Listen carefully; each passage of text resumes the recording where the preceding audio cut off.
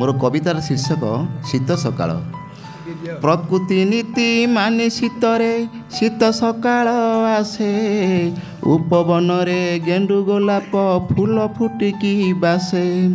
पिलाठू बड़ निया पुआंती उमेई पाखे बसी, शीत काकर नाही खातर धान काटई चासी। बालक जुबा नटेई धरी नीति उड़ाती गुड़ी, शीत सकाळ बढ़िया लागे नड़िया संगे मुड़ी। भड़ी की भड़ी शीत पोशाक सभिए पिंधि थांती, मुंडे पगड़ी धरिकी बाड़ी वृद्ध लोके चालंती।